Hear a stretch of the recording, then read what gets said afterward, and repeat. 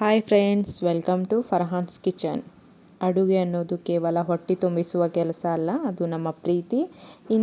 ಇಂದು ನಾನು ತುಂಬ ಈಸಿ ಮೆಥಡಲ್ಲಿ ರುಚಿಯಾದ ಮಾಲಿದ ಹೇಗೆ ಮಾಡೋದಂತ ನಿಮಗೆಲ್ಲ ತೋರಿಸಿಕೊಡ್ತಾ ಇದ್ದೀನಿ. ನೋಡಿ, ಇವಾಗ ನಾನು ರೆಸಿಪಿ ಸ್ಟಾರ್ಟ್ ಮಾಡಿದ್ದೀನಿ. 2 ಕಟೋರಿಯಷ್ಟು ನಾನು ಮಸೀನ್ಗೆ ಹಾಕ್ಸ್ಕೊಂಡು ಬಂದಿರೋಂಥ ರವಾನ ತೊಗೊಂಡಿದ್ದೀನಿ. 2 ಬೌಲಷ್ಟು ತೊಗೊಂಡಿದ್ದೀನಿ.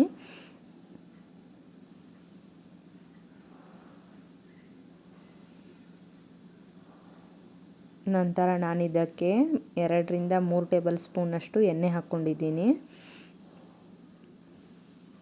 ನಂತರ ಅರ್ಧ ಟೇಬಲ್ ಸ್ಪೂನಷ್ಟು ಉಪ್ಪು ಹಾಕ್ಕೊಂಡಿದ್ದೀನಿ. ಜಾಸ್ತಿ ಉಪ್ಪನ್ನ ಯೂಸ್ ಮಾಡಬಾರ್ದು.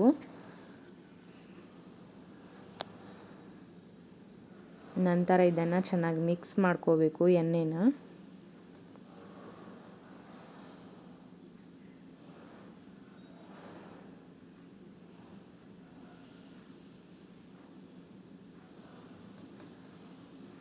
ಇದಕ್ಕೆ ನಾನು ಸ್ವಲ್ಪ ನೀರು ಹಾಕಿ ಈ ಥರ ಮಿಕ್ಸ್ ಮಾಡ್ತಾ ಹೋಗ್ತಾ ಇದ್ದೀನಿ. ಜಾಸ್ತಿ ಒಮ್ಮೆನೇ ನೀರು ಹಾಕ್ಕೊಂಡು ಇದನ್ನು ನಾದ್ಕೋಬಾರ್ದು. ಸ್ವಲ್ಪ ನೀರು ಹಾಕಿ ಚೆನ್ನಾಗಿ ಸಾಫ್ಟ್ವಾಗಿ ಬರೋವರೆಗೂ ಇದನ್ನು ನಾದ್ಕೋಬೇಕು.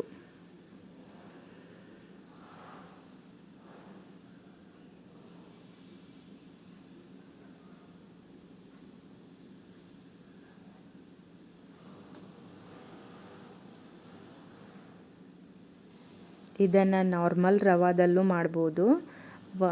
ಅದನ್ನು ಸಹಿತ ನಾನು ಇನ್ನೊಂದು ವಿಡಿಯೋ ಮಾಡಿ ಹಾಕ್ತೀನಿ.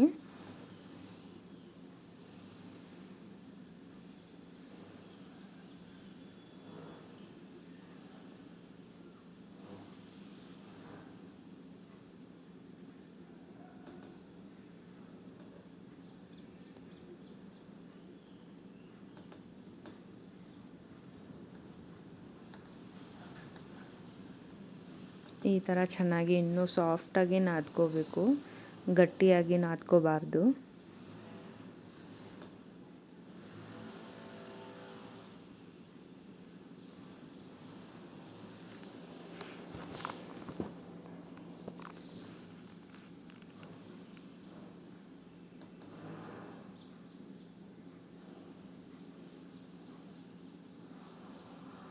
ಈ ಥರ ನೋಡಿ ಸಾಫ್ಟಾಗಿ ನಾದ್ಕೋಬೇಕು. ಇನ್ನೂ ಸಾಫ್ಟಾಗಿ ಬರಬೇಕು. ಸ್ವಲ್ಪ ನೀರು ಹಾಕ್ಕೊಂಡು ಕೈಗೆ ನೀರು ಹಚ್ಕೊತಾ ಇದನ್ನು ನಾದ್ಕೋಬೇಕು. ಎಷ್ಟು ಸಾಫ್ಟಾಗಿ ಹಿಟ್ಟನ್ನ ನಾದ್ಕೋತೀವಿ ಅಷ್ಟು ಸಾಫ್ಟಾಗಿ ಮಾಲಿದ ಕೂಡ ಬರುತ್ತೆ.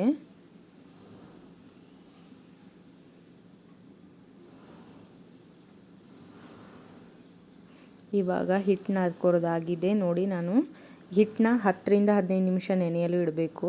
ನಂತರ ನಾನು ಈ ಥರ ಉಳ್ಳೆನ ಮಾಡ್ಕೋತಾ ಇದ್ದೀನಿ.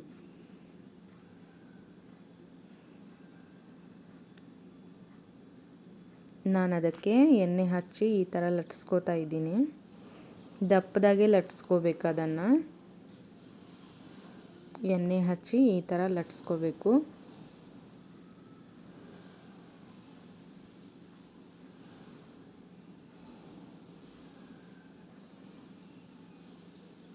ಇವಾಗ ತವಾನು ಕಾದಿದೆ. ಅದಕ್ಕೆ ನಾನು ಎಣ್ಣೆ ಹಾಕಿ ಈ ಥರ ಇದನ್ನು ಚೆನ್ನಾಗಿ ಬೇಯಿಸ್ಕೋತೀನಿ.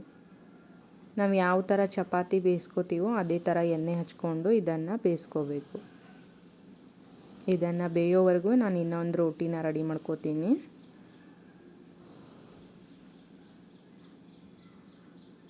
ಸ್ವಲ್ಪ ಟೈಮ್ ತಗೊರುತ್ತೆ ಬೇಯೋಕ್ಕೆ, ಆದರೆ ಚೆನ್ನಾಗಿ ಬೇಯಿಸ್ಬೇಕು, ಹಸಿ ಬಿಸಿ ಮಾಡಬಾರ್ದು. ಈ ಥರ ನೋಡಿ ಒಂದು ಸ್ವಲ್ಪ ಬೆಂದಾದಮೇಲೆ ಮತ್ತೆ ಹೊಳೆಸಿ ಎಣ್ಣೆ ಹಚ್ಚಿ ಈ ಥರ ಬೇಯಿಸ್ಕೋಬೇಕು.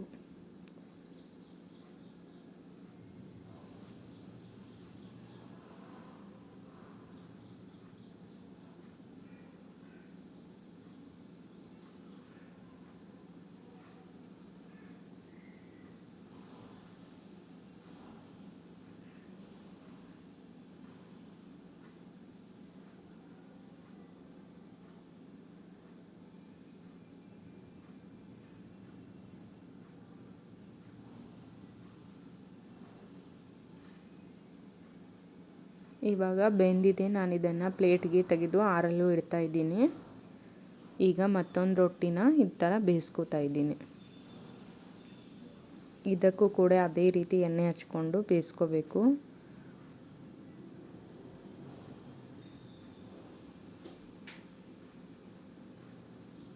ಈ ಥರ ಮೇಲ್ಗಡೆ ಎಣ್ಣೆ ಹಾಕ್ತಾ ಅದನ್ನು ಚೆನ್ನಾಗಿ ಬೇಯಿಸಬೇಕು.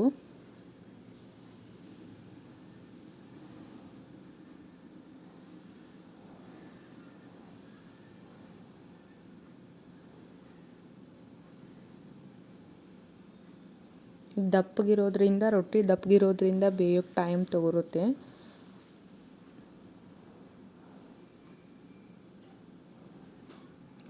ಹೊಳಿಸಿ ಚೆನ್ನಾಗಿ ಇದನ್ನು ಬೇಯಿಸ್ಕೋಬೇಕು.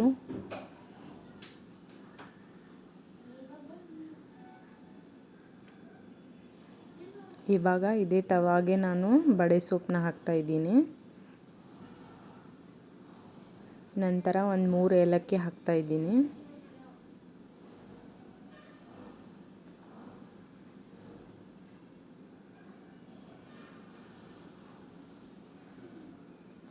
ನಂತರ ನಾನು ಇದಕ್ಕೆ ಜಾಪಲ್ ತುಕಡಿನ ಒಂದು ಸ್ವಲ್ಪ ಹಾಕ್ತಾಯಿದ್ದೀನಿ. ಜಾಸ್ತಿ ತೊಗೋಬಾರ್ದು, ಒಂದು ಸ್ವಲ್ಪ ಮಾತ್ರ ತುಕಡಿ ತೊಗೋಬೇಕು.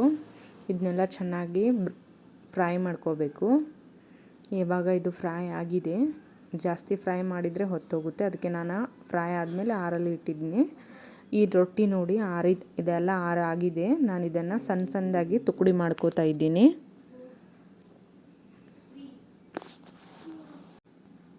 ಈ ಥರ ರೊಟ್ಟಿನ ಸಣ್ಣದಾಗಿ ತುಕಡಿ ಮಾಡ್ಕೋಬೇಕು. ಬಿಸಿ ಇದೆ.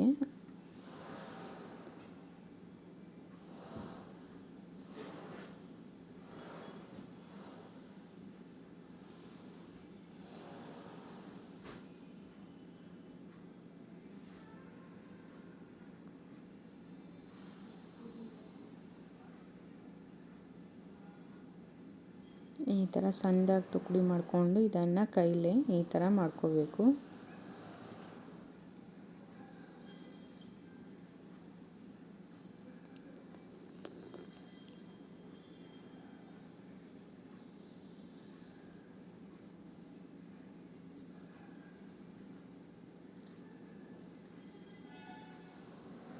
ಇವಾಗ ನಾನು ಇದನ್ನು ಆರಲು ಇಡ್ತಾ ಇದ್ದೀನಿ.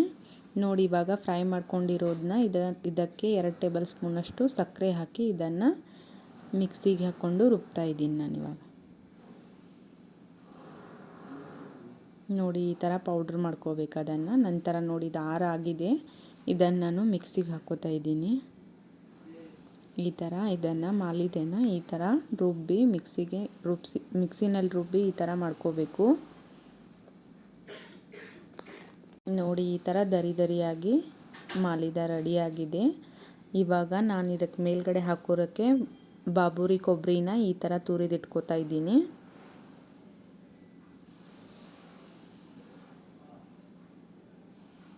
ಇದನ್ನು ಚೆನ್ನಾಗಿ ತುರಿದಿಟ್ಕೊಂಡ್ರೆ ಅದರ ಮೇಲ್ಗಡೆ ಹಾಕೋರೋಕ್ಕೆ ತುಂಬ ಚೆನ್ನಾಗಿರುತ್ತೆ.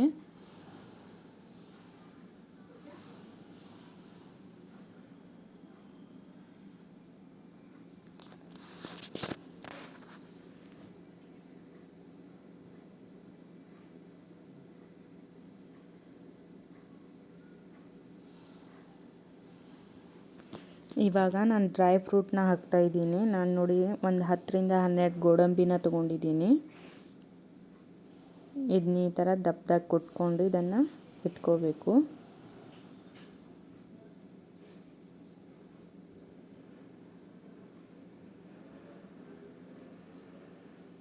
ನಂತರ ನಾನು ಬಾದಾಮ್ ಕೂಡ ಒಂದು 12 ತೊಗೊಂಡಿದ್ದೀನಿ. ಅದನ್ನೂ ಸಹಿತ ಈ ಥರ ದಪ್ಪದಾಗಿ ಕೊಟ್ಟಿಟ್ಕೋತಾ ಇದ್ದೀನಿ.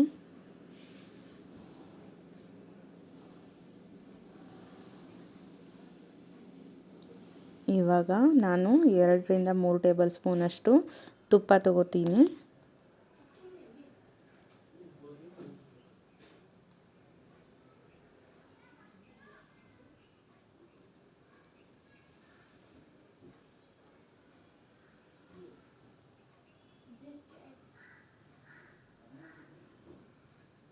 ಇದನ್ನು ಡ್ರೈ ಫ್ರೂಟ್ ಫ್ರೈ ಮಾಡಲು ಮಾತ್ರ ಯೂಸ್ ಮಾಡ್ಕೋಬೇಕು.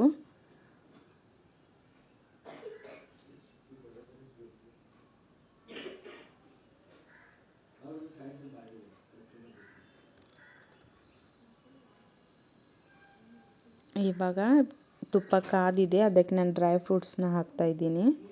ಇದು ಬ್ರೌನ್ ಆಗೋವರೆಗೂ, ಇದು ಕ್ರಿಸ್ಪಿ ಆಗೋವರೆಗೂ ಇದನ್ನು ಫ್ರೈ ಮಾಡ್ಕೋಬೇಕು. ನೋಡಿ ಈ ಥರ ನಾನು ಚೆನ್ನಾಗಿ ಇದನ್ನು ಫ್ರೈ ಮಾಡ್ಕೋತೀನಿ. ಇದು ಕ್ರಿಸ್ಪಿ ಆದ್ರೇ ಇದರ ಫ್ಲೇವರ್ ತುಂಬ ಚೆನ್ನಾಗಿ ಬರುತ್ತೆ.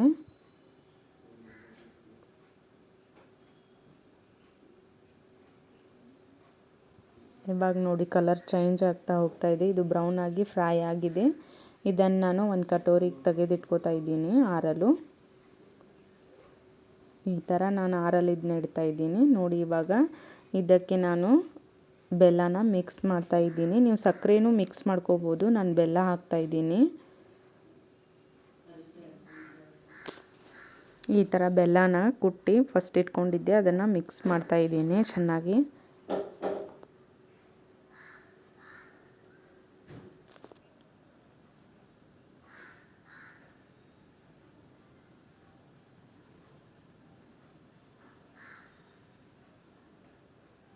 ನಿಮಗೆ ರುಚಿಗೆ ಎಷ್ಟು ಬೇಕೋ ಅಷ್ಟು ಹಾಕ್ಕೊಳ್ಳಿ ಬೆಲ್ಲನ.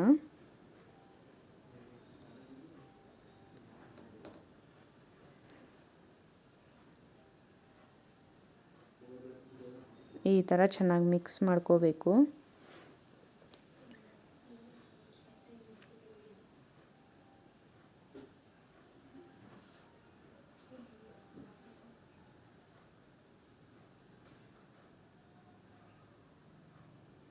ಇವಾಗ ನೋಡಿ ನಾನು ಬಡೆ ಸೊಪ್ಪನ್ನ ರುಬ್ಬಿಟ್ಕೊಂಡಿದ್ದೆ, ಅದನ್ನು ಕೂಡ ಇದಕ್ಕೆ ಹಾಕಿ ಚೆನ್ನಾಗಿ ಮಿಕ್ಸ್ ಮಾಡ್ತಾ ಇದ್ದೀನಿ. ಇದೆಲ್ಲ ಫ್ಲೇವರ್ ತುಂಬ ಚೆನ್ನಾಗಿರುತ್ತೆ, ಡೈಜೆಷನ್ಗೂ ತುಂಬ ಚೆನ್ನಾಗಿರುತ್ತೆ ಇದೆಲ್ಲ.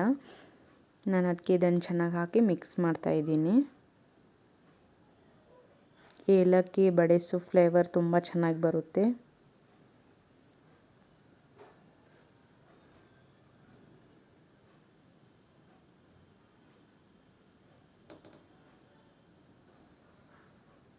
ನೋಡಿ ಇವತ್ತಿದ್ರೆ ಈ ಥರ ಆಗುತ್ತೆ. ಇವಾಗ ಸ್ವೀಟ್ ಕರೆಕ್ಟಾಗಿ ಆಗಿದೆ ಇದು. ಇದಕ್ಕೆ ನೋಡಿ ನಾನು ಮೇಲ್ಗಡೆ ತುರಿದಿರೋ ಕೊಬ್ಬರಿನ ಈ ಥರ ಹಾಕ್ತಾಯಿದ್ದೀನಿ. ನಂತರ ಫ್ರೈ ಮಾಡ್ಕೊಂಡಿರುವ ಡ್ರೈ ಫ್ರೂಟ್ಸ್ ಕೂಡ ನಾನು ಹಾಕ್ತಾಯಿದ್ದೀನಿ.